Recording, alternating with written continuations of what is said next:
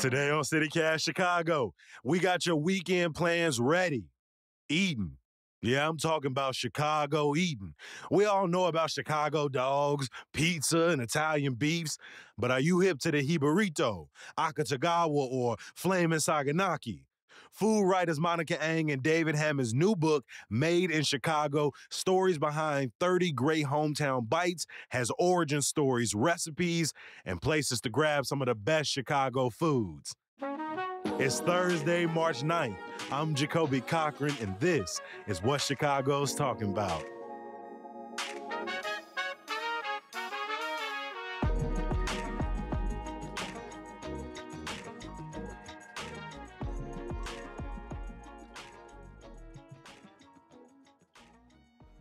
David, Monica, thank y'all. David, I know this is your first time on CityCast Chicago. Monica, this is your 11th time. Welcome back to CityCast. Thanks so much. Glad to be here. David, can you tell me about your love for Chicago foods? How far back does it go, and how much does it have your heart? Oh, it goes back to the 1950s when I first started eating Chicago food. Come on.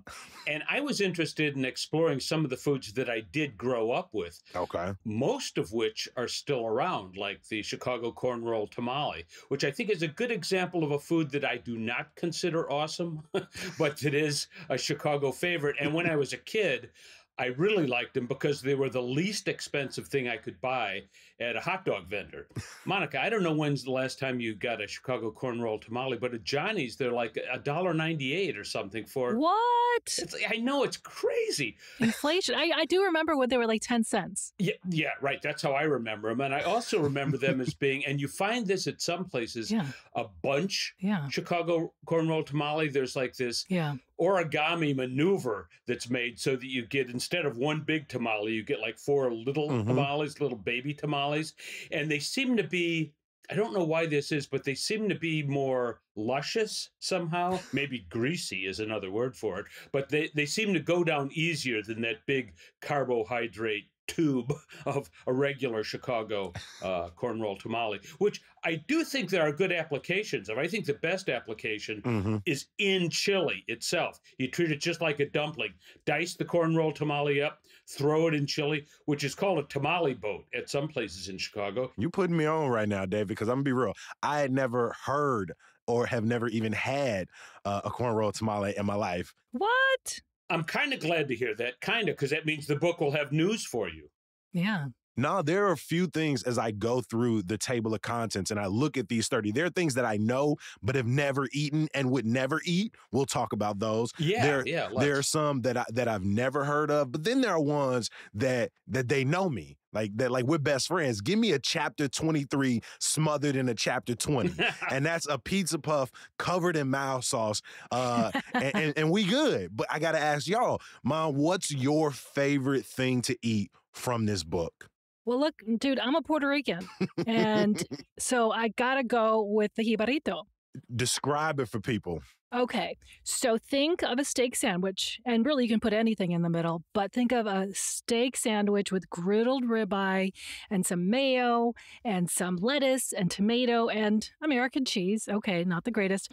But instead of using a roll, you take 2 green plantains, slice them lengthwise, fry them, smash them, and refry them until they're like a big, nutty French fry.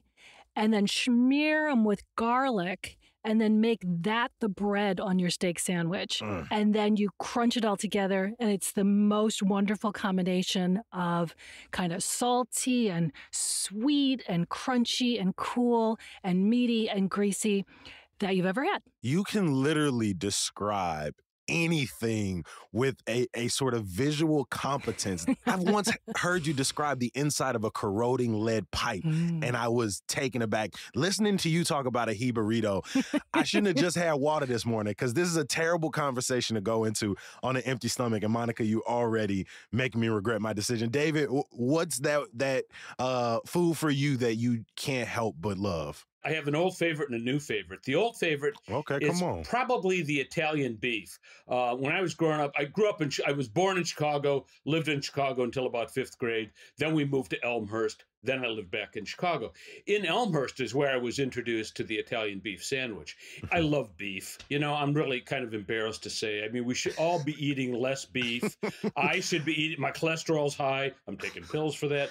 So it's not something you can eat very often.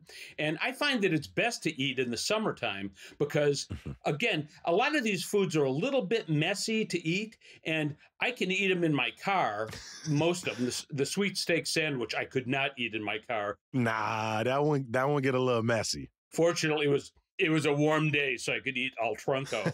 Yeah, the Italian beef, which I really feel, we have the Italian beef, the Chicago hot dog, and the deep dish pizza. Those are like the triumvirate, the trinity of the three major Chicago foods. How do you like yours prepared, right? Most Italian beefs, right? Hoagie roll, thinly sliced beef, some giardiniera, but how do you like yours prepared in particular? Hot and sweet, dipped. Hot and sweet, dipped. All right. That is, I want it dipped. And dipped is a little bit, I mean, I had to work up to that. The first Italian beefs I had were not dipped. They weren't dry either. They put a little jus on there. A little bit. But now I'm ready. You know, I like it when the consistency inside the roll it has kind of like the consistency of shaving cream. I mean, it's kind of fluffy and soft. I mean, that may sound revolting to some, but it's the way I've grown to love it.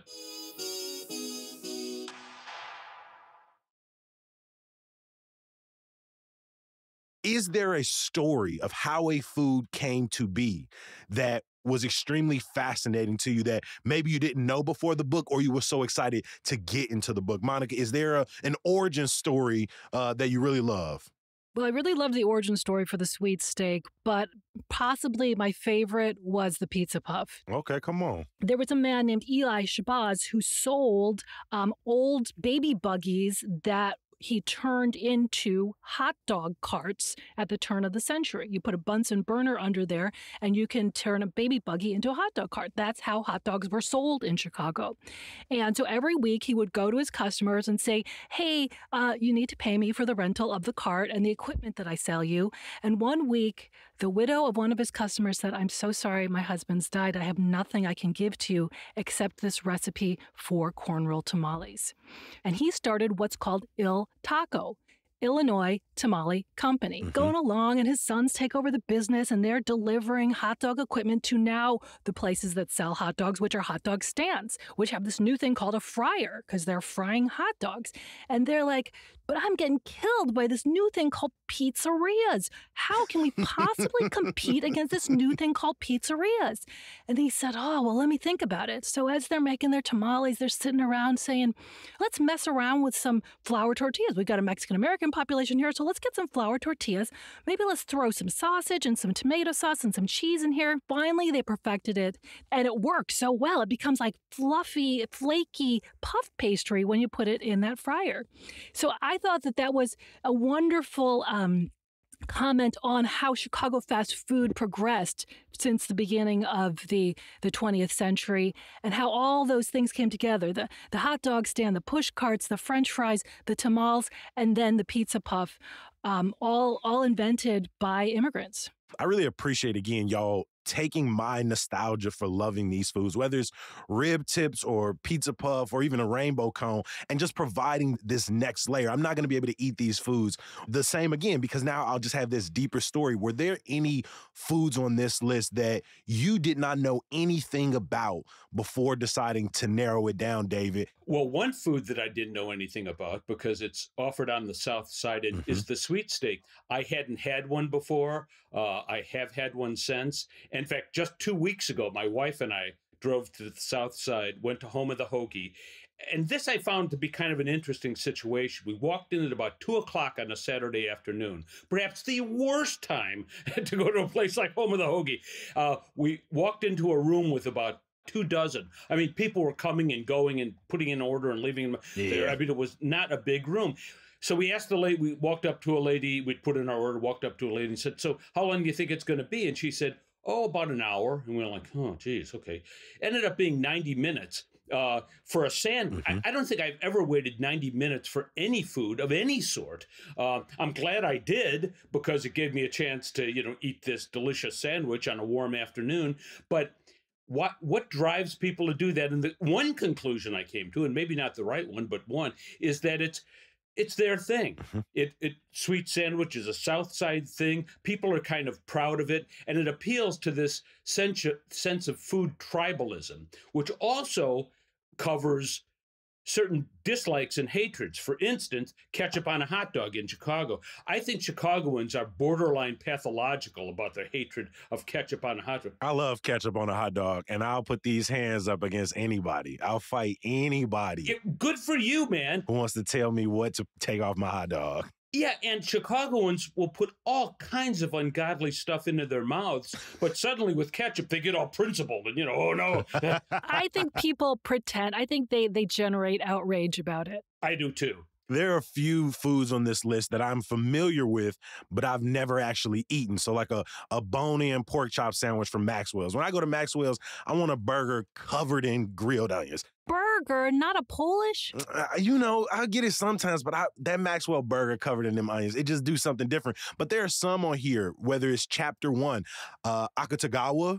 I'd never even heard of this. Chapter 11, Flaming Saganaki. Monica, you know a lot about a lot of things. It's the reason we've had you on the show 11 times. Is there anything on this list that you were not familiar with before going into the process? Well, I hadn't eaten a sweet steak before I started, and so that was new for me. I'm trying to think. The Akutagawa I had had before, but I loved that story that talked about people who were forcibly interned during World War II and then forcibly relocated away from California. Chicago was one of the biggest spots where they were forcibly relocated and told to stop being Japanese. Do not congregate together. Do not act Japanese for your own good. And I loved that the Akutagawa represented sort of slyly trying to still be Japanese in Wrigleyville when you were told to cut it out. And so, a place called Hamburger King, the Sato family was just like, okay, we are going to act as American as possible. We're opening up a restaurant called Hamburger King. But, you have George Akutagawa coming in from the Nisei Lounge, a regular, and saying, hey, could you make me some of those eggs? And could you throw in some hamburger and green pepper and onion and some bean sprouts? And then I can have something that is sort of secretly Japanese. And then everyone's like, I'll have what he's ordering. What do we call it? And still today, in that spot, they're serving the Akutagawa and in other places where other chefs have gone. And so, I had no idea that investigations of these dishes would yield these rich stories that tell you about Chicago's past, that tell you about different waves of migration and different cultures. But they ended up, serving up these delicious stories of history. Mm-hmm. As you move through this list, you see things that even though plenty of Chicagoans have eaten them, you say this feels, special to, Japanese Americans living here. There's some special for Puerto Ricans who are living in Chicago, for working class Italians and Irish folks, for Black folks who are going to put mild sauce on. Honestly, pretty much anything on this list, we'll probably eat it. Often the story of food is the story of community, is the story of migration. To live in a city that is so known for its segregation, what is it like to write a book about the foods that bring us together? I'd like to believe that these foods bring us all together, but what struck me in a really sad way, and I didn't want to bring people down in the book, is how these foods really pointed to our segregation. You ask someone on the far north side, hey, have you tried steak and lemonade or a gym shoe? They'd be like, steak and what? And a what? You ask someone on far south side, have you tried an Akutagawa? What are you talking about? We have these foods that are delicious that really say North and South, different cultures. And what we really hope is this book will tell you, hey, this is all Chicago. You should learn about all these foods. You should go into another part of town that you've never been to because there's delicious stuff there. Delicious stuff that even other states are eating. There are steak and lemonade joints in Kentucky. And there are gym shoes that are served in Wisconsin. There are hibaritos that are served in Ohio. And yet people across town, maybe they've never heard of them. I'm hoping that this book can bring us all together and say, hey, you want to be a Chicagoan? Check off 30 of these things on your list, and it will bring you to parts of the city that you may never have been, and it will allow you to taste the flavors of your fellow Chicagoans.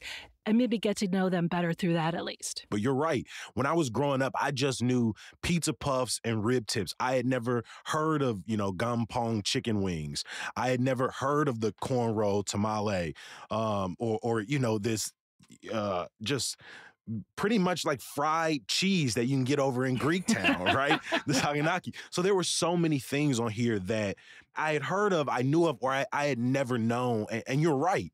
You go to different parts of the city and the mild sauce that's not mild sauce. I got to go back south of Roosevelt to get what I'm looking for. So I'm glad that this book can both find ways to encourage people to leave their neighborhood while simultaneously giving a nod to the nostalgia of the things we grew up with. So I really appreciate that. There are plenty of foods on this list that I imagine, as long as Chicago is Chicago, these foods will be around. Yeah. Are there any on this list, though, that you think over the last few years or even the last couple of decades that just it sort of maybe slowly faded from most people's memory and even some popular menus, and it's just harder to get than ever before?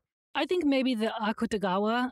It's still at least 2 places, but if Rice and Bread, which is in the current location of the Hamburger King, ever closes, it may fade. I was worried that the Rainbow Cone would fade, but who knew that they would actually start expanding into Buona Beefs and other places in recent years, because it could have really died out as just this far south side outpost. How about you, David? You better get your flaming cheese while you can. Oh, come on. Because I think that is on the way out, and I'll tell you why. There's this guy, Alexakis. He owns the Avli Tavernas and Avli on the Park. They're Greek restaurants. And he served a flaming cheese, flaming saganaki, which was popularized probably in the 70s at either Diana's or the Parthenon. I kind of tend toward Diana's, but a lot of people think the Parthenon came up with this flaming saganaki. At Avli on the Park, which is in Lincoln Park, he does not serve his saganaki flaming. He puts a little peppered fig on top. However, he has a location in Winnetka, a little bit more conservative, maybe older people. So he's serving more pyromaniacs. So he's serving the flaming cheese up there, but not in the newer, hipper location. So I think that maybe, and this is not something you'd see in Greece either. This is a Chicago thing. Flaming saganaki, it's an appetizer. You've heard it, like, you've been to Greek restaurants where people say, "Oppa," they're flaming the cheese.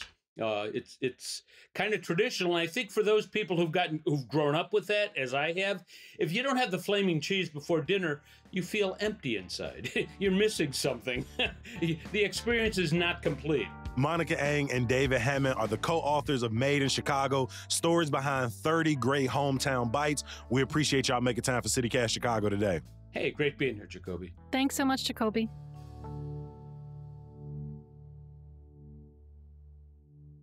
Before I let you go, a little bit of news, y'all. After they faced off in their first televised debate yesterday, Brandon Johnson and Paul Vallas are back tonight at the DuSable Museum from 6 to 8 p.m. for a mayoral forum.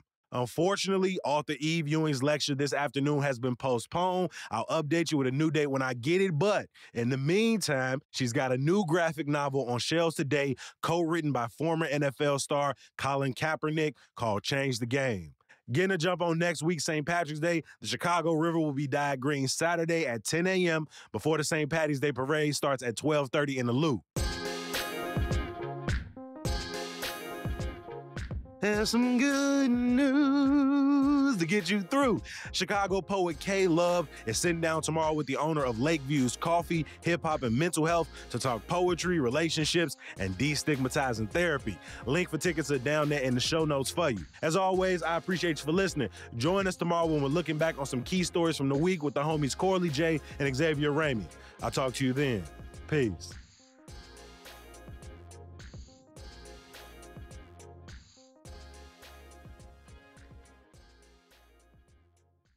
I think some of the worst sandwich meats in the world are roast beef, corned beef, and this is how I pronounce it, so don't get up on me, and gyro meat, right? You can get your gyro, no tzatziki.